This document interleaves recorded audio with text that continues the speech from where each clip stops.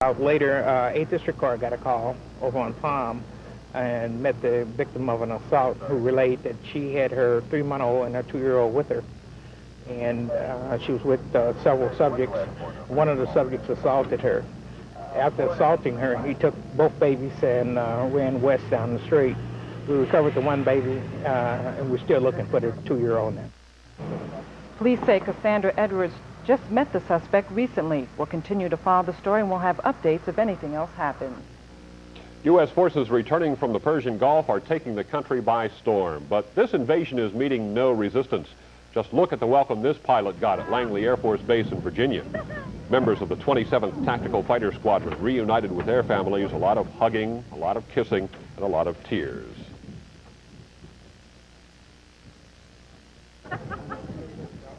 The flags were waving for a red, white, and blue homecoming at Fort Campbell, Kentucky. Bear hugs and baby kissing seemed to be the order of the day. Troops first began returning Friday with the first 4,000 touchdown on U.S. soil. Troops also arrived today at bases in Michigan, California, Florida, Louisiana, and here in Missouri. Anti-Saddam Hussein riots reportedly are intensifying in Iraq, despite a crackdown by forces loyal to the leader. People have fled the country, say thousands have died in the violent uprisings. Meanwhile, Secretary of State James Baker says there's reason to believe Saddam might use chemical weapons against the rebels. He's warning the Iraqi leader not to do it. Baker's in Riyadh, Saudi Arabia, continuing his 10-day Mideast peace tour. Today he viewed the remnants of war in Kuwait. On his way to Kuwait City today, the Secretary of State got a bird's-eye view of the devastation of Kuwait. Hundreds of oil fires belched black smoke, covering the city with a filthy haze. Remnants of Iraqi tanks lay dead in their tracks, and city buildings, roads, electric lines, and other facilities were shattered. Kuwait City was eerily quiet as Baker arrived. No crowds, no cheering. Security for his brief visit was extraordinary. Baker had come to Kuwait City from Taif, Saudi Arabia, where the ruling Emir of Kuwait is still living in exile. Under pressure after the war to relax his family's unchallenged rule, the Emir promised publicly to reinstate democracy. Absolutely, we agreed on that.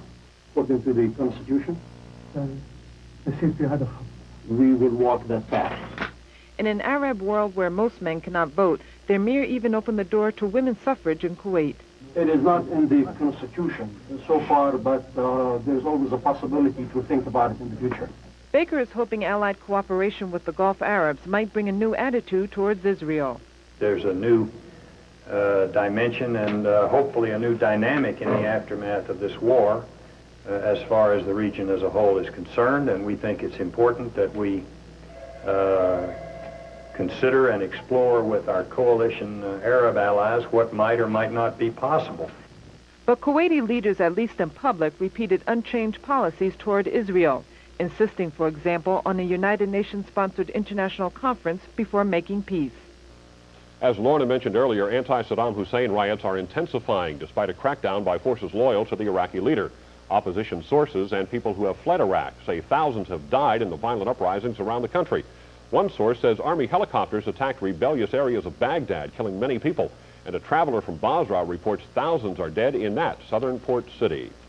As many as 600 oil wells continue to burn in Kuwait. 80 to 85% of this super oil-rich nation's production is shut down. And if that isn't bad enough, the Nina Abdullah Refinery, Kuwait's largest, was damaged so badly by Iraqi soldiers, Kuwait may be unable to export gasoline and petroleum products until the mid-1990s. The first priority is to take care of the wells which are blown up. It may take 1 to 3 years, depending on the kind of problems that we may encounter. This room is the heart of the refinery. So this heart has destroyed. That means the refinery is almost totally paralyzed. You cannot run any of the units without going through this control room. Kuwait has now been forced to import oil products, and officials say they expect Iraq will have to pay for the imports, which are likely to continue for the next 2 to 3 years.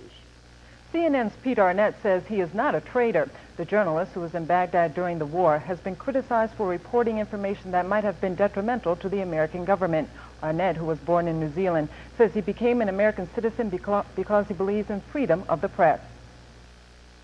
To suggest that if I report information that may be detrimental to the government, if that makes me a traitor, I'm in the trenches with Woodward and Bernstein, and the numbers that go on down the line, many, many thousands and thousands of Americans, maybe even you, Larry, I know you have reported information detrimental to the American government. I am an American citizen. I support what the American government stands for, which is freedom of speech, and certainly the amendments which allow press freedom. And that's what one of the reasons I became an American, was that this was the only country in the world which would allow me to do the kind of thing that I've just done in Baghdad. Arnett was one of about 30 Western journalists yesterday who was expelled from Iraq. He feels in the Iraqis' eyes, at least, Western journalists have served their purpose. Arab and Third World reporters are allowed to stay in Iraq. 50,000 anti-communist demonstrators battled police and the military in Belgrade, Yugoslavia today. Fire hoses were used to push the rioting crowd back, but the angry mob retaliated with rocks and other debris. At least 2 people were killed. The rally was called to protest biased reporting by the communist media. But when the crowd began demanding the resignation of communist leaders, the military was called in. Back home, rioters in Los Angeles went window smashing, stealing thousands of dollars worth of merchandise. The disturbance took place near a theater showing the new gang crime film, New Jack City. A local radio station says the theater oversold a late showing last night, and those who couldn't get a seat started to riot. Several people were arrested, and police in riot gear continue to patrol the streets in an area near the UCLA campus. Grand jury indictments will be sought against Los Angeles police officers seen here beating a motorist. The district attorney's office said that instead of filing charges, the office would begin presenting its case before a grand jury on Monday. The office wants to get the matter to trial as soon as possible. The amateur video shows several police officers taking turns beating and stomping Rodney King. The 25-year-old King had been stopped for speeding. Well, still to come on this late edition of St. Louis 11 News, a fire sweeps through a Centerville, Illinois home, claiming the lives of 2 young children. And Mayor Shamel has some surprise visitors and an appearance in St. Louis. We'll be right back.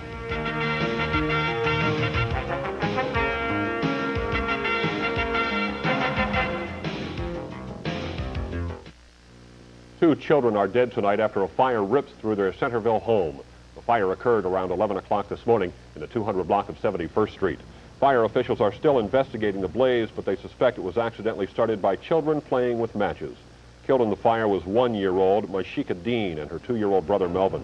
The children's mother and aunt managed to rescue 2 children, but could not find the other 2 before flames engulfed their home. The city of St. Louis is trying to improve communications with citizens. City officials met with neighborhood leaders today to discuss problems in the city and what is being done to correct them. St. Louis 11's Bill Reese reports not everyone was pleased with today's meeting. The meetings were going well during the morning session at Kiel Auditorium, but during a luncheon meeting, that changed. While Mayor Shamel was speaking, members of ACORN, a community action group, entered the room chanting.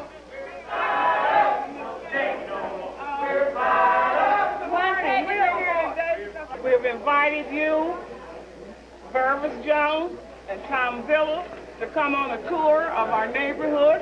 ACORN wants the mayor to tour Northside neighborhoods where abandoned houses are located. ACORN says the mayor and other city officials have ignored previous invitations to tour the area. We wanted to respond openly and make sure that he got the invitation, and the only way we could do it is to give it to him personally. The mayor says today's meeting was designed to deal with all kinds of problems in the city. That's the purpose of this sort of a meeting, is to provide a forum for all neighborhood groups to come in and express their concerns and their priorities to the administration and to the people that deliver service every day. This is the kind of house that ACORN would like to have torn down. The windows and doors are boarded up, but people can still find a way in, and that causes trouble. Many of these houses are owned by the city since original owners defaulted on taxes. But there apparently isn't enough money for the city to tear down all the buildings that need to be demolished. So they continue to be a problem. Neighbors say many of these houses are used as drug dens or are used as hiding places by muggers.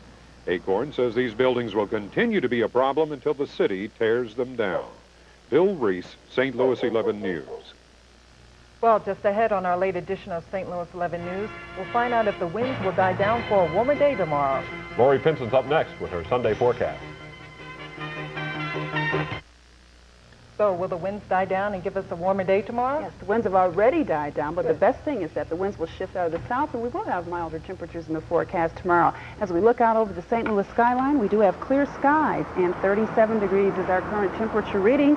Our high today, though, was up into the 40s, but it could have been like last year when a daytime high for this time of the year was at 79 degrees, just 1 degree shy of breaking a record. As we look, winds out of the north and west at 6 miles per hour, a high at 47, and the humidity is pretty low at 42%. Now, let's take a look at some of our high temperature readings across the bi-state area. We were into the 40s and even some 50s over in the western section of the state today. As we look at what's going on currently, though, basically clear skies, and the temperatures are continuing into the 30s and continuing to drop. 38 in Columbia, and in Kansas City, 38 degrees as well. Clearing skies across our region right now, and that's going to actually be our focal point. In the forecast, what we have is high pressure, which is keeping things clear and is also making our wind shift out of the south and west, and that means for tomorrow's forecast, we'll have more sunshine in the forecast and milder temperature readings. In fact, we'll have temperatures into the 50s, but we are going to watch this particular weather system because by about Tuesday, it'll drop our temperatures back down and also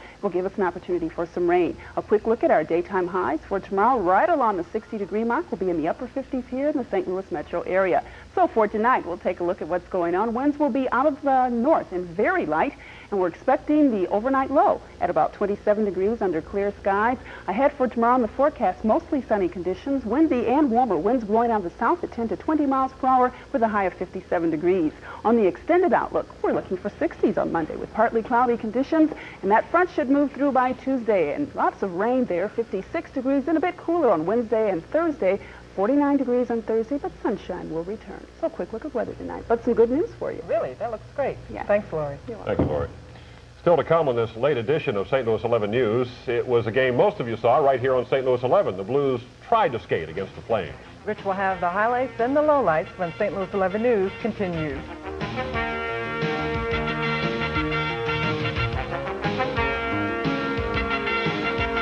The weather has been brought to you by New View Replacement Windows and Doors. Hi again, everybody. Was that the longest 5 seconds you've ever seen or what? The Blues losing to Calgary in a game that at the end was nothing but a great big fist fight on ice. Something else. Could have been a Campbell Conference Finals preview. Third period stuff for you here. Joey Nieuwendyk head for the net, gets the feed, flips it in. Calgary pads the lead 6-2, but the Blues will make it interesting. Brett Hull got number 76 as he chases Gretzky's record of 92. One times it from Cavallini. It is 6-3 here. Stevens scored, made it 6-4. Still some hope. But Calgary regrouped. Doug Gilmour on the deflection. And Theo Fleury scored 3 shorthanded goals tonight. Here is a beautiful move after the steal. He's alone. Riendo can't do a thing with him. Through the pads, the hat trick tonight for Fleury. And as you saw, things got ugly late. Gino Cavallini taking this cheap shot coming up, and it bloodied his nose. Right. Where's the punch? There it is. Yeah, Butcher and Kimball were looking for action along with virtually everybody else. 8-4 was the final score. Calgary comes in here. They were red hot and they beat the Blues. Lou has 2 straight runner-up finishes in the NIT tournament. Maybe this is the year to win it all, providing they get over the disappointment of failing to make the big dance again. That is a guess on my part. Of course, the selection committee makes everything official tomorrow. Jamie Gladden, tough today for Xavier, made it 41-32 at the half. The Bills' Carlos Skinner with a slam dunk, but this was all Xavier as Jamal Walker with a steal goes all the way, and the foul, 81-68, is the final, and we'll find out if the Billikens make it tomorrow. Chances are they will not. Mizzou plays Nebraska in the Big 8 finals tomorrow. That has got to irk the Big 8 schools that missed out. The Tigers on probation. They can't go to the NCAA tournament, but they played a strong game against top seed Oklahoma State. Jamal Coleman slam dunk, and this is Heller inside to Doug Smith in double overtime. Fall-away jump shot from 7 feet. Good. Under a minute left. Houston misses the shot even though he was great today. Smith, the rebound, made a couple of free throws. 94-92 the final score. Nebraska and Kansas on the heels of this game at Kemper Arena. It was a dandy. Mark Randall alley-oop slam dunk. Huskers responding. Tony Farmer with a bounce pass to Carl Hayes for the slam dunk, and then the Husker defense comes alive. Terry Brown with a shot blocked. Farmer will miss the layup, but watch Rich King clean this thing up. The big 7-footer. Yeah, Nebraska wins it 87-83. Great basketball tomorrow. The best teams in the country jockeying for a position. Mizzou and Nebraska playing in the Big 8 championship game. Duke takes on North Carolina in the ACC. It's Georgetown against Seton Hall in the Big East. Tennessee will meet Alabama. Texas against Arkansas. Just super basketball. At 5 o'clock our time, the NCAA pairing show will come on, and that is some great television to see who we will be following. High school ball. Quarterfinals, Parkway and Vashon, and that was Brian Garvin, a junior from Parkway, to make it 40-38. Hello there, did you see the wave? Vashon Wolverines, Nicer Cody behind the back pass to George Clay for the jam. Rick Kirby looking on, and here is Brian Gay. Open lane, makes the hoop. Parkway rolls on, wins it 62-53, which is a look at sports for this evening. Can't believe you got it all in. Got it all in there, didn't we? Thank you.